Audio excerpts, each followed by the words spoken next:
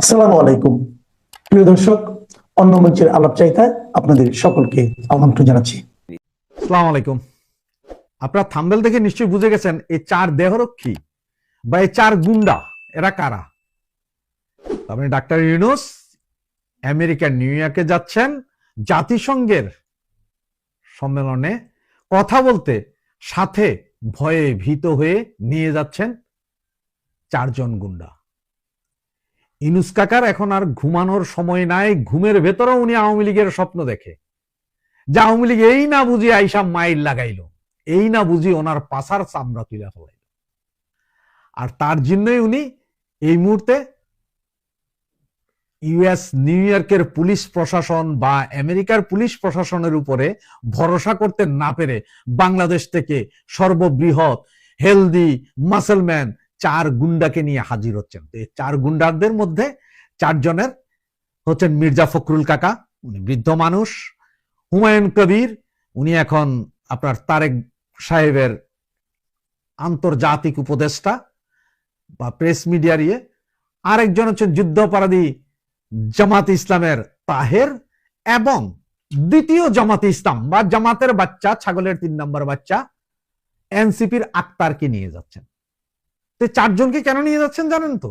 এটা আপনারা অবশ্য সবাই বুঝতেছেন যে নিউ ইয়র্কে মাহফুজকে যেই দৌড়ানি আওয়ামী লীগ দিয়েছিল, সেম দৌড়ানির চেয়ে আরো ভয়ানক দৌড়ানি খাইলেন উনি। কোথায় আইসা? লন্ডনে আইসা আমাদের হাতে। এবং লন্ডনে এত বড় মিছিল 1971 সালের পরে এই সর্বপ্রথম এত বড় মিছিল হয়েছে, যেটা লন্ডনের সমস্ত টিভি চ্যানেল কিন্তু দেখাইছে, পাবলিক দেখছে। এই ভয়, এর আগে ইউনূস সাহেব আরেকবার লন্ডনে এসেছিলেন, পেছনের দরজা দিয়ে ঢুকেছিলেন। সুতরাং উনি তো বুঝছেন যে এর আগে ইউনূস সাহেব যখন আরেকবার লন্ডনে গিয়েছিলেন তখনও বাধার সম্মুখীন হয়েছিলেন, এবং উনি কোথাও যাইতে পারেন নাই। হোটেলে বসে বসে ওনার পাছার নিচে চট পইরা গেছিল। চট পানি বুঝেন তো? ওই যে চুলে যেরকম জট পইরা যায় অনেক লোকের, রাস্তায় রাস্তায় থাকে যে, ওইরকম চট পইরা গেছেন পাছার তলায়। লামিয়া মুর্শেদকে নিয়ে শুধুমাত্র হোটেলের মাঝে লীলা খেলা ছাড়া আর তো কিছু করতে পারেননি। তো এখন এই চারজনকে নিয়ে গেছেন। তো এই চারজনকে আমি একটু বলি, ভাই আপনারা যারা আমার ভিডিওটা শুনবেন, ইউএস এর যারাও শুনবেন, বা আপনাদের বন্ধু বান্ধব যারা ইউএস এ, তাদেরকে একটু পাঠাই দেন যাতে ওদেরকে বলে যে জামাতে ইসলাম একটা যুদ্ধ অপরাধী দল, ওদের লোক যাবে, ওদের অনেক লোক নিউ ইয়র্ক আছে, ওরা যাবে। বিএনপির লোকজন আপনারা তো এমন ধরা, আপনাদেরকে এখনো যে ঢাকা ইউনিভার্সিটি, জাকসু, এগুলোতে হাইরো আপনাদেরকে বোধ দেওয়া হয় নাই? এখনো সেই জামাতের সাথে একক হয়ে ডাক্তার ইউনূসকে পাহারা দিতে যাচ্ছেন। আর এনসিপির এই ব্যাটার কথা কি কমু, এটা তো ছাগলের 3 নম্বর বাচ্চা। ওইটারে ধৈরা চটকাইয়া দিবেন, আর কাউরে কিছু না করেন, ওইটারে ধৈরা চটকান আওয়ামী লীগ আলারা। আর এই যে যেটা যাচ্ছেন বিএনপির আরেকটা যেটা যাচ্ছেন, ওই যে হুমায়ুন কবির ভাই, আপনারা লক্ষ লোক সিলেটের ইউএসএ তে আছেন, তারা অনেকেই সিলেটের লোক। সেই সিলেটের লোকদেরকে বলছি, আপনাদের প্রাণপ্রিয় নেতা ইলিয়াস আলী, যিনি কিনা গুম হয়েছিলেন, তার এখনো কোনো হদিস নাই। আপনি এতদিন বলছেন আওয়ামী লীগ গুম করছে, কিন্তু আওয়ামী লীগ ক্ষমতা থেকে গেছে 1 বছর, এখনো তার হদিস বাইর করতে পারেন নাই। তার স্ত্রী খায়া না খায়া আপনার ইলিয়াস আলী সে আসনের সবার সাথে যোগাযোগ রাখছেন। তাকে বাদ দিয়ে হুমায়ুন কবিরকে নাকি নমিনেশন দিচ্ছেন। তিনি কয়েকদিন আগেই গেছিলেন ওখানে, যে ওনাকে তারেক নাকি গ্রিন সিগন্যাল দিচ্ছেন। তা আপনারা কি এখন আপনাদের প্রাণপ্রিয় ইলিয়াস আলীর পক্ষে থাকবেন নাকি এই হুমায়ুন কবিরের পক্ষে থাকবেন? সুতরাং বিএনপির নেতাকর্মী সিলেটের যারা আছেন তাদেরও বলবো, আপনারা আওয়ামী লীগের সাথে এসে হুমায়ুন কবিরের পিড়ান। আর ইউএসএ তে যারা আছেন, জামাতি যারা আছেন, তাদেরকে বলি, এই যে ডোনাল্ড ট্রাম্প কিন্তু ঘোষণা দিয়েছেন, কোন একটা অকারেন্স পাইলে মামলা হইলেই পাঠাই দিবে, কিন্তু আপনার কাগজ থাক, পাসপোর্ট থাক, আর যাই থাকবে থাক, পাছায় লাল মরিচ ডলবে। সুতরাং এই ডাক্তার ইউনূসকে ওখানে পিডানোর জন্য, ডিম মারার জন্য, জুতা মারার জন্য আমরা ইউরোপ থেকে যাব প্রায় 100-200 লোক। আমার ফ্লাইট আজকে সন্ধ্যার সময়, আমরা যাব সবাই, এবং ওখানে গিয়ে আমরা অকারেন্স ঘটাই আসবো। আমাদের কিছু হবে না, আমাদের যদি ধৈর্য ফেলায় পুলিশ কি হবে? আমাদেরকে তো সেই ইউরোপেই পাঠাইতে হবে, বাংলাদেশে না। কিন্তু বাবা জামাতে ইসলাম, তোমাদের ধরলে কিন্তু হোগায় হারিকেন দিয়া পাঠাই দিব বাংলাদেশ। সুতরাং ডাক্তার ইউনূস ভয়ে ভীত হইয়া উনি এখন 4 গুন্ডা নিয়ে হাজির হচ্ছেন ইউএসএ তে। আর আওয়ামী লীগ নেতা কর্মীদেরকে বলবো, আমাদের এমনিও শেষ, সবই শেষ ভাই, পিটান শুয়ারের বাচ্চাদেরকে, কেউ যাতে দাঁড়াইতে না পারে রাস্তায়। আর নিউ ইয়র্ক পুলিশ বলেন, ইউরোপ পুলিশ বলেন, আমাদের মধ্যে একটা জিনিস আছে যে এটা আমাদের জন্য বৈধ, ডিম মারা, জুতা মারা, আটা ছিটাই দেওয়া। যেমন ফ্রান্সের প্রেসিডেন্টের মাথার উপর আটা ছিটাই দিছিল না। আবার আমেরিকাতে আফ্রিকান এক দেশের রাষ্ট্রপতিকে দৌড়ানি দিছিল না। সবচেয়ে একটা মজার বিষয় বলি, আপনার ইউনেস্কোর একটা প্রোগ্রামে এসেছিলেন ফ্রান্স সরকার সমর্থিত আলজেরিয়ান প্রেসিডেন্ট, তাকে আলজেরিয়ানরা কুত্তার মতন দৌড়াইছিল।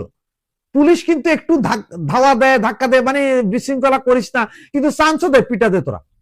সুতরাং সেম এখন সেম ঘটনা ঘটাবে। আমেরিকান পুলিশ, নিউ ইয়র্ক পুলিশও জানে যে এটা পিটাইতে হবে, সুতরাং দুই চারটারে পিটাইয়া তো কিচ্ছু বলবে না ভাই, মাইরা দেন। আর ঠিক ওই মিটিং এর সামনে আশেপাশে এমন একটা রূপ, ইংল্যান্ডে যে রূপ তুলেছিলাম আমরা, সেই রকম রূপ তুলেন, যাতে সারা বিশ্ব আবার যাই না যায় যে ইউনুসের দানা নাই, ওর দানা নাই, দানা ছাড়া ইউনুস, এইটাই প্রমাণ করতে হবে। এই চার গুন্ডা দিয়া যে কিছু হবে না, সেটার প্রমাণ আমাদের করতে হবে। বিএনপির ভাইদের বলি, ভাই তোমরা ওই জামাতের সাথে একে ইউনুসরে রক্ষা করতে চাইতেছ, এই ইউনুস তোমাদেরকে মুলা ঝুলাইয়া দিয়েছে, কিছুই হবে না। আর জামাতি যুদ্ধ অপরাধীরা বলবো, বেশি ফালাইয়েন না, বেশি ফালাইলে অল্পের লাগুরও পাবেন না। কিছু সদস্য 8 জন, আমার কাছে 8 জনের নাম আছে যারা সেফ এক্সিট চাচ্ছে। তার মধ্যে আসিফ নজরুল এবং আপনার ডাস্টবিন শফিক এবং আমাদের নিরাপত্তা উপদেষ্টা, আমাদের প্রধান উপদেষ্টা সহ আরো 4 জন আছেন, যারা সরাসরি সেনাবাহিনী এবং বিভিন্ন দূতাবাসের সাথে কথা বলেছেন যে কোনো পরিস্থিতিতে যদি তারা চলে যেতে হয়, তারা যাতে সেফলি চলে যেতে পারে, কারণ তাদের কোনো দেনা পাওনা এখানে নেই। এখন আপনারা অনেকে হয়তো জানেন বা অনেকে হয়তো জানেন না, আমাদের প্রধান উপদেষ্টা যিনি আছেন, উনি তো টিভিও চালাইতে পারেন না, সেটাও ওনাকে শফিক করে দিতে হয়। উনি শফিকের হাতে এখন কুক্ষিগত। শফিক ওনাকে যা লিখে দেন তাই লিখেন, শফিক ওনাকে যা বলে দেন তাই বলেন। তার মানে হচ্ছে যে উনি এখন শফিক নির্ভর। সুতরাং উনি সব স্বীকার করে বলেছেন যে ভাই আমি চলে যেতে চাই, আমারে পার করে দিলেই আমি যাবো। 8 জন যে উপদেষ্টা, তার কারণ হচ্ছে যে ওনারা এখন বুঝতে পারছেন, দেখেন আপনার একটা হাইকোর্টে একটা বিচার কার্যক্রম চলছিল, যেটা তত্ত্বাবধায়ক সরকার ফিরে আসবে কি আসবে না, যেটাকে এখন নিয়ে গেছে অক্টোবরের 26 তারিখ। এদিকে আবার আজকে সকালে একটা ডিক্লারেশন দিয়েছিল যে ঢাকা ইউনিভার্সিটির নির্বাচন হবে অক্টোবরের 30 তারিখ। 26 তারিখ তত্ত্বাবধায়কের রায়, 30 তারিখ ঢাকা ইউনিভার্সিটির রায়। ইলেকশন হবে কি হবে না, এখন তত্ত্বাবধায়ক সরকার যদি হয় তাহলে কবে, কখন, কোন দিন থেকে ইফেক্ট হবে, এইটা যেমন একটা প্রশ্ন। আর এদিকে ঢাকা ইউনিভার্সিটির ইলেকশন। এখন আপনারা খেয়াল করতে পারেন, গত 4 দিন যাবৎ ঢাকা, চট্টগ্রাম, রাজশাহী, খুলনা সমস্ত ইউনিভার্সিটিতে একটা গন্ডগোল চলছে। এর আগে ঢাকার ওই যে আপনার ঢাকা ইউনিভার্সিটি বুয়েট, চুয়েট, কুয়েট, মুয়েট, এদের দিয়ে একটা, এটা পুরোটাই কিন্তু জামাতের একটা নীল নকশা। তারা চাইতেছে যাতে কোনোভাবে তত্ত্বাবধায়ক সরকার ফিরে আসবে না, তাইলে কি হবে, সমস্ত বিশ্ববিদ্যালয়, স্কুল, কলেজগুলোতে একটা গন্ডগোল লাগে। তারা এমন একটা পরিস্থিতি সৃষ্টি করবে যে উপদেষ্টারা সব ভাইগা যাবে গা, ওনারা যে কোনো একটা রাস্তা ঘাটে, মাঠে, ময়দানে দাঁড়াইয়া বিপ্লবী সরকার গঠন করবে, সংবিধান ছুঁড়ে ফেলে দিবে। এগুলো হচ্ছে জামাতের প্ল্যান এবং জামাতই করাইতে চেষ্টা করতেছে। আর আমরা যারা এই যে আওয়ামী লীগ বলেন, সমমনা বলেন, মুক্তিযোদ্ধার সমর্থক বলেন, তারা সব কিছুতে আমরা ওদের খাওয়ারটা খাইয়ে গুজব রটানোতে ব্যস্ত হয়ে পড়ছি। কারণ আমরা এখন এমন কোনো পরিস্থিতি সৃষ্টি করতে পারি নাই, আমরা বলতে আমরা আওয়ামী লীগ, এমন কোনো পরিস্থিতি আমরা সৃষ্টি করতে পারি নাই যেটার জন্য আপনার 1/11 আসবে। আপনার 2006 সালের কথা মনে আছে, লগি বইটা বৈঠক, সেই পরিস্থিতি আমরা সৃষ্টি করার কারণে 1/11 হয়েছিল। সেই পরিস্থিতি সৃষ্টি করার মতন ক্ষমতা এই মুহূর্তে এখন পর্যন্ত আওয়ামী লীগের মধ্যে দেখা যাচ্ছে না। সেইটা সৃষ্টি হইলে, সেরকম পরিস্থিতি সৃষ্টি হইলে আমরা বলতে পারি যে হ্যাঁ 1/11 আসছে। আর সেই পরিস্থিতি সৃষ্টি করতে তো আমরা তো পারছি না, বরং আমরা জামাত যেগুলো করতেছে, ইউনিভার্সিটি, কলেজ, ইউনিভার্সিটি যেগুলো গন্ডগোল করতেছে, সেইটার প্রচার আমরা খুব না বুঝে প্রচার করতেছি। কারণ তারা চাচ্ছে যে কোনো কিছুই হবে না, তারা বিপ্লবী সরকার গঠনের দিকে যাচ্ছে। এনসিপিও তাদের সাথে আছে। নুরুল হক নুরাকে মায়ের পিছনেই জামাত ইসলামের হাত আছে। একটু খোঁজ নিয়ে দেখেন, একটু ভালো করে ভিডিওগুলোতে দেখেন। যাদের ওই সময় ধরা হয়েছে, যাদের ওই সময় ছেড়ে দেওয়া হয়েছে, ধরুন হয়েছে, সবগুলো কিন্তু জামাতের পোলাপান। এটা আপনাদের বুঝতে হবে।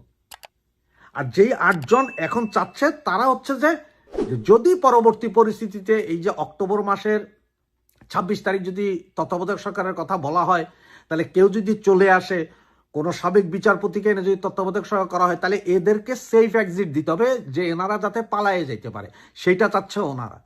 কিন্তু ওনারা যে পালাই যেতে পারবে না, ওনাদের যে ধৈর্য রাখতে হবে, এই কার্যক্রমটা আমরা এখনো দেখাইতে পারছি না।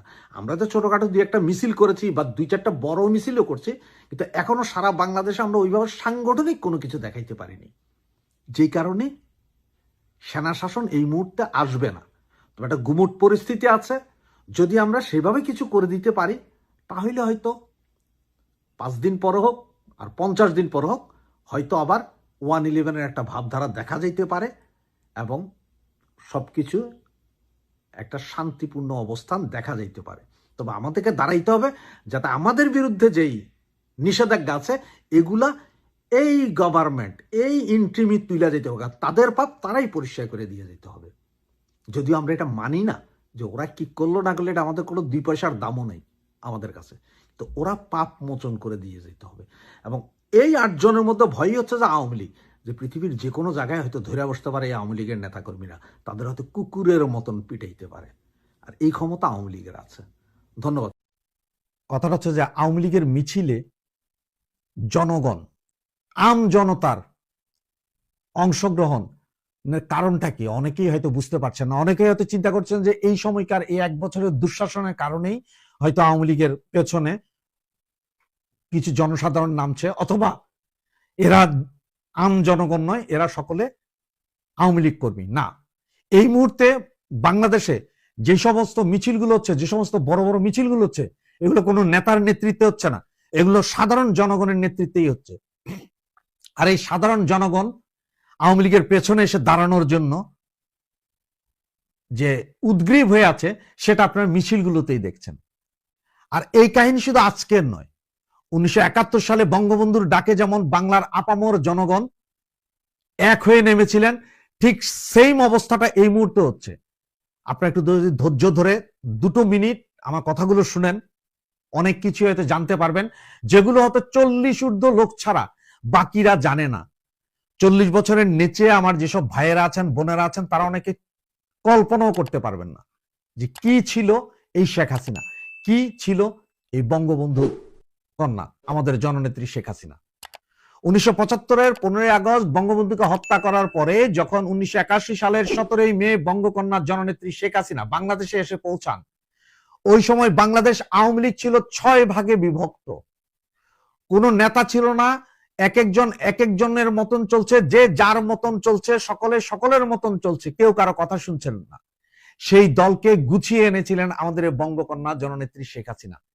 তিনি ওই সময় শহর থেকে শহরে, গ্রাম থেকে গ্রামে, ছোটখাটো বাড়িতে পর্যন্ত গিয়ে হাজির হয়েছিলেন এবং যে বলেছিলেন, মাগো, বাবা গো, ভাইরা, আমি বঙ্গবন্ধুর সেই কন্যা, আমার নামই শেখ হাসিনা, আমার কিছু নেই, তোমরা আমাকে এখন তোমাদের ভাই বোন মনে করো। বাংলার আপামর জনসাধারণ কিন্তু সেদিন সাগ্রহে, আন্তরিকতার সহিত এই বঙ্গকন্যাকে নিয়েছিলেন। কাউন্সিল হতো ওই সময় সাংকি, মাটির যে থালা আছে, সাংকি বলা হয় আমাদের অঞ্চলে, আপনাদের এখানে কি বলা হয় জানি না। সেটাতে কাউন্সিলের সময় সেটাতে ভাত দেওয়া হতো আর তরকারি দেওয়া হতো, তার লিমিটেড, সামান্য ভাত আর তরকারি। আমরা ট্রেনে, বাসে, বিভিন্ন ভাবে তখন সম্মেলনে যেতাম, আওয়ামী লীগের আন্দোলনের ডাকে যেতাম। আজকে ছোট্ট একটা কথা বলি, এটা গল্প নয়, বাস্তব, যেটা বললে বুঝবেন যে কি জিনিস ছিলেন শেখ হাসিনা। আর শেখ হাসিনার প্রতি মানুষের আন্তরিকতা কি ছিল।